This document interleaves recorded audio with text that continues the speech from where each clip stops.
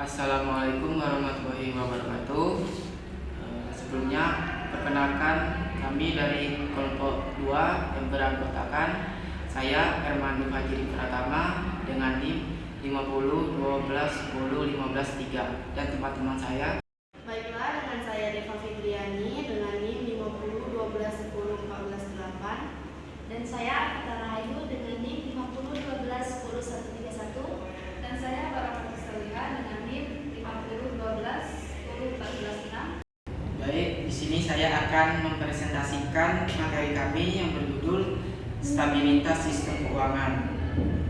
Yang pertama yaitu adalah pengertian stabilitas sistem keuangan. Stabilitas sistem keuangan adalah sistem keuangan stabil yang mampu mengalokasikan sumber daya keuangan dan menyerap guncangan sehingga terhindar dari gangguan sektoril dan kegiatan sistem keuangan. Sistem keuangan yang stabil adalah sistem yang kuat dan tahan terhadap berbagai gangguan perekonomian sehingga tetap mampu menjalankan fungsi intermediasi, pembayaran dan distribusi dengan baik serta mampu menyebarkan risiko. Selanjutnya yaitu sistem dan kebijakan keuangan syariah. Keuangan syariah mempunyai dua peran sekaligus. Yang pertama yaitu komersial dan peran sosial. Dalam peran bisnisnya, keuangan syariah berfungsi sebagai manajer investasi, investor dan penyediaan layanan. Peran sosial, keuangan syariah berperan sebagai pengelola dana sosial untuk menghimpun dana, menyalurkan dana, zakat, infak, dan wakaf. Selanjutnya yaitu prinsip-prinsip Islam dalam sistem keuangan. Prinsip-prinsip Islam dalam Islam keuangan yaitu menurut Ibrahim ada 5. Yang pertama yaitu namun hak atas kebebasan bertransaksi harus didasarkan pada prinsip konsensus umum dan tidak ada pihak yang dirugikan atas dasar kontrak yang sah. Yang kedua yaitu bebas dari makhrib atau masir, boror dan riba. Yang ketiga yaitu bebas dari upaya mengendalikan, merekayasa, memanipulasi harga. Dan yang keempat yaitu semua orang berhak mendapatkan informasi yang berimbang, memadai, akurat agar bebas dari ketidaktahuan bertransaksi. Dan yang terakhir yaitu pihak-pihak yang bertransaksi harus mempertimbangkan kepentingan pihak ketiga yang mungkin dapat terganggu. Oleh karenanya pihak ketiga diberikan hak atau pilihan. Terus yang terakhir yaitu ada konsep dan teori stabilitas sistem keuangan. Secara umum ada 2 indikator stabilitas sistem keuangan di Indonesia yaitu mikroprudensial dan makroprudensial.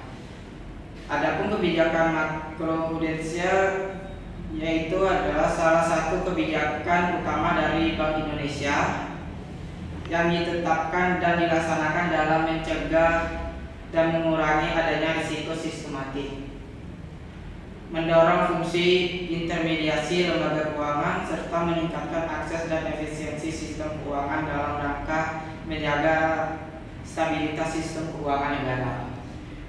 Selanjutnya ada kebijakan mikroprudensial adalah kebijakan dalam mengawas dan menjaga individual institusi keuangan dari risiko sistematik dan mencegah timbulnya risiko yang lainnya.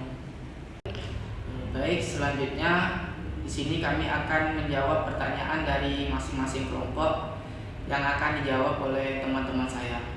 Baik, saya Akita Rahayu ingin menjawab pertanyaan dari Adinda Dian Putri yaitu dari kelompok 6 dengan pertanyaan, menurut kelompok Anda bagaimana sistem keuangan syariah dalam mengelola stabilitas sistem keuangan di Indonesia? Jawabannya, menurut kelompok kami, sistem keuangan syariah dalam mengelola stabilitas sistem keuangan di Indonesia yaitu dengan beberapa cara. Yang pertama, pembiayaan berdasarkan prinsip bagi hasil atau mudharabah, pembiayaan berdasarkan prinsip penyertaan modal atau musyarakah, prinsip jual beli barang dengan memperoleh keuntungan atau murabahah, atau pembiayaan barang modal berdasarkan prinsip sewa murni tanpa pilihan yaitu ijarah, atau dengan adanya pilihan pemindahan pemilikan atas barang yang disewakan dari pihak bank oleh pihak lain atau ijarah wal iktina. Selanjutnya saya akan menjawab pertanyaan dari kelompok 4, yaitu pertanyaan dari Azahra. Di dalam keuangan syariah mempunyai peran dua sekaligus, yaitu komersial dan sosial. Bagaimana jika salah satu sistem tidak dilakukan atau dijalankan? Tolong jelaskan. Jawabannya, dalam sistem ekonomi arus utama dominan komersial sistem keuangan karena pihak dominan komersial tampaknya mencari keuntungan tinggi yang selalu dalam konflik berlanjut dengan tujuan utama dari akhir, yaitu perjangkauan, keberlanjutan, dan dampak kesejahteraan. Kondisi ini cenderung menjadi lebih buruk bila aspek komersial pada dasarnya tidak stabil. Bertentangan dengan sistem arus utama, sistem keuangan syariah tidak hanya mempertahankan sisi komersial, tetapi juga fokus pada aspek sosial untuk mencapai tujuan akhir atau pembiayaan syariah, yaitu falah, kesejahteraan di dunia dan di akhirat. Pilar ekonomi dan keuangan Islam mencakup keuangan komersial Islam seperti kemitraan, kegiatan nyata, kepemerintahan, dan etika, serta keuangan sosial Islam seperti zakat dan wakaf, guna untuk mencapai maqasid syariah, yaitu kesejahteraan di dunia maupun di akhirat. Baik, saya Barokah Salihah akan menjawab pertanyaan dari kelompok 5, Junita Putri Handayani, yang pertanyaannya, menurut kelompok Anda, bagaimana peran Bank Indonesia sebagai bank sentral dalam menjaga stabilitas sistem keuangan dan langkah apa yang akan dilakukan untuk menjaga stabilitas nilai rupiah? Jadi, peran Bank Indonesia sebagai bank sentral dalam menjaga stabilitas sistem keuangan, yaitu bank sentral membentuk sistem keuangan untuk berfungsi secara efisien dalam mengalokasikan sumber daya perekonomian. Dan sedangkan langkah yang akan dilakukan untuk menjaga stabilitas nilai rupiah, yaitu dengan mengeluarkan kebijakan intervensi ganda baik di pasar valuta asing maupun pemberian SBN dari pasar sekunder. Selanjutnya saya akan menjawab pertanyaan dari kelompok 7, Aprilianti Sabila Putri, yang pertanyaannya, bagaimana pendapat kelompok kalian terhadap suatu sistem lembaga keuangan dapat dikatakan stabil? Jadi, menurut kelompok kami, sistem keuangan yang dikatakan stabil yaitu mampu mengalokasikan sumber dana dan menyerap kejutan atau shock yang terjadi sehingga dapat mencegah gangguan terhadap kegiatan sektor real dan sistem keuangan.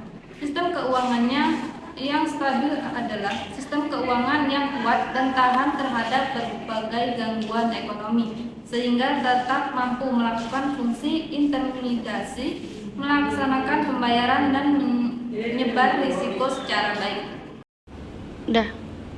Baiklah, saya Deva Fitriani akan menjawab pertanyaan dari kelompok 3 atas nama Ayu Esti Nintias, yaitu pertanyaannya, jelaskan kondisi seperti apa saja yang dapat ditimbulkan oleh ketidakstabilan sistem keuangan di Indonesia dan apakah di negara Indonesia sekarang sudah terciptanya kestabilan ekonomi. Nah, jawabannya adalah ketidakstabilan yang terjadi pada sektor keuangan menimbulkan dampak buruk, yakni hilangnya kepercayaan masyarakat pada fungsi intermediasi lembaga keuangan. Menurunnya pertumbuhan ekonomi dan biaya pemulihan akibat krisis sangatlah besar. Sedangkan Menteri Keuangan Sri Mulyani mengatakan kondisi perekonomian Indonesia sekarang ini berada dalam posisi yang stabil, baik itu dari sisi makroekonomi, fiskal moneter, dan sektor keuangan secara umum. Selanjutnya saya akan menjawab pertanyaan dari kelompok 8, yaitu Revina Juwitasari. Pertanyaannya, bagaimanakah standarisasi stabilitas keuangan yang baik dan apakah dengan keadaan keuangan yang normal tanpa ada kenaikan juga disebut stabil? Jawabannya, stabilitas keuangan yang baik adalah di mana kondisi sistem keuangan yang berfungsi secara efektif dan efisien serta mampu bertahan dari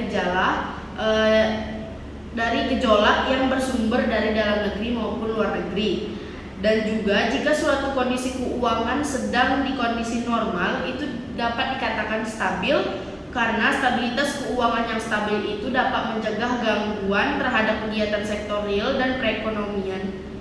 Perekonomian dilihat dari situasi perekonomian yang normal dan tidak adanya gangguan, bisa dikatakan kalau situasi stabilitas sistem keuangan itu masih stabil.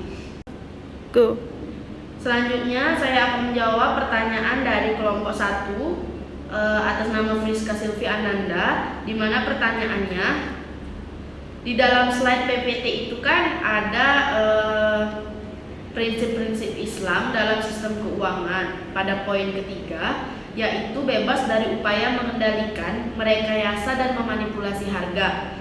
Tolong jelaskan menurut kelompok kalian bagaimana upaya pemerintah dalam menghadapi atau menangani kondisi tersebut.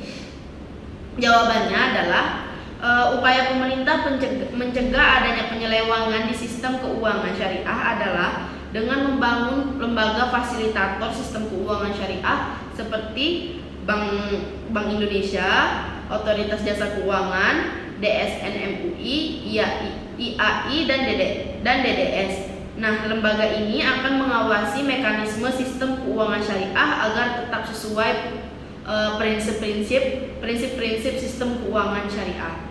Sekian presentasi dari kelompok kami. Lebih dan kurangnya kami mohon maaf. Wabillahi taufiq wal hidayah. Wassalamualaikum warahmatullahi wabarakatuh.